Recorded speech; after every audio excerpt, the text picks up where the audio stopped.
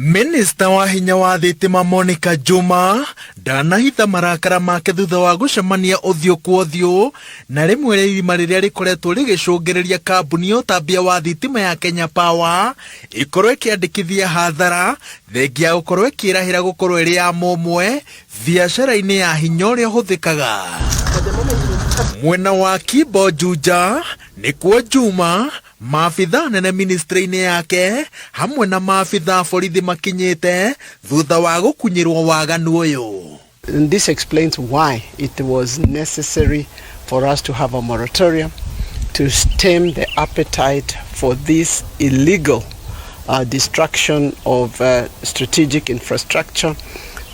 This means that we cannot connect Kenyans to power, which is the intention of this government. Imwe cia transformer na mitambo ingi ya guteithiriria utambia wa thitima cithukangitio undu citangihuthika ringi na itanya rironekana ta rirari guciendia cire cuma nguru. The scale of vandalism, as you have seen here, constitute a huge economic loss.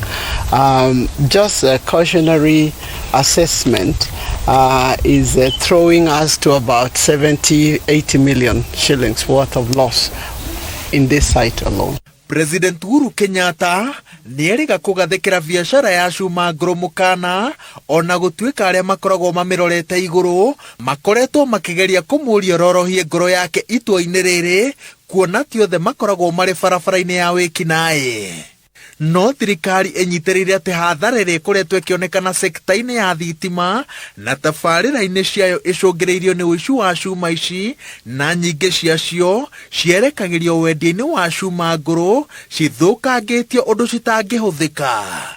Kĩambĩrĩria-inĩ kĩa mwaka ũyũ bũrũri hakuhĩ wothe nĩ worire thitima na ũthuthuria wekwo kwagũrire ati ũici wa cuma cia gũtambia thitima warĩ na itemi nene. We have stood a security team to look at the security of the infrastructure from end to end, and they are working very well. I receive a report every morning on the state of the infrastructure, and so that is why the add up to that must be the Kenyan citizens.